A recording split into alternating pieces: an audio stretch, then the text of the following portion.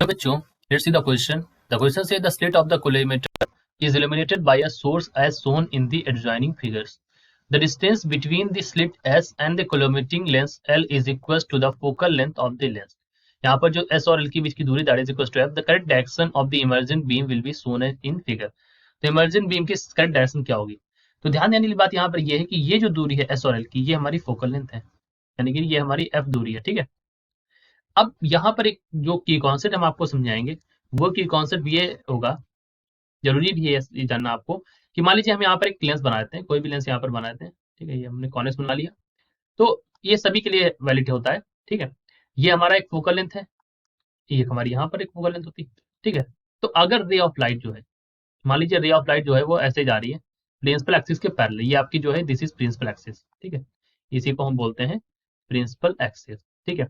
तो ray of light अगर principal axis के पैरेलल जा रही है, तो यहाँ से उसके बाद इसको कहाँ से जाना होगा? फोकस से जाना होगा।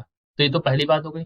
दूसरी बात क्या होगी? अगर मान लो रे ऑफ लाइट जो है वो फोकस से जा रही है, ठीक है, फोकस से होकर के जा रही है इस तरह से, तो उसके बाद मान लीजिए दोनों तरफ अगर ड्रॉ करते हैं, तो उसके बाद इसको यहाँ से फिर इससे सीधा ही जाना होगा, यानी पैरेलल जाना होगा। यानी कि पैरेलल आ रही है तो फोकस से जा रही है तो पैरेलल जाना होगा। तो हमारे पास जो है ये ब्लू वाली जो मैंने यहाँ पर डॉटेड बनाई है, इसको देखना है, क्योंकि यहाँ पर रे ऑफ लाइट जो है वो यहाँ से जा तो रही है इस जगह से फोकस से, और कैसे जाएंगी? तो पैरेलली जाएंगी। तो अब ऑप्शन नंबर 1 में देखिए ये क्या कर रही है, दे आर कन्वर्जिंग, यहाँ पर ये कन्वर्ज हो रही है। तो मैंने आपको बताया कि कन्वर्जिंग यहाँ पर तो नहीं होगा, ये गलत हो जाएगा। यहाँ पर ये फैली जा रही है, ये ऊपर फैल रही है, ये नीचे फैली, यानी कि रे ऑफ लाइट जो होगी वो ऐसे तो जाएगा नहीं, तो ये भी गलत हो गया, ये ना डाइवर्स भी नहीं होंगे। तो करेक्ट ऑप्शन में अगर मैं आपको बताऊं तो करेक्ट जो डायग्राम बनेगा वो कौन सा बनेगा? यहाँ पर देखिए,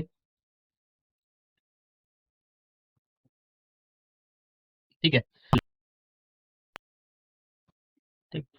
तो यहाँ से जो रे ऑफ लाइट जाएंगी वो ऐसे करके इस जगह से लाइक दिस, यहाँ से ऐसे, तो ये जाने के बाद इनको कैसे जाना चाहिए? They will have to move parallel to the principal axis. तो ये पैरेलली जाएंगी, क्योंकि ये जो दूरी है एस और एल के बीच, ये हमारे किसके बराबर? This is equal to focal length, ठीक है।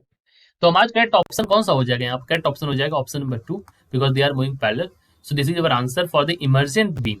Okay, so I hope you understood it well. Best of luck.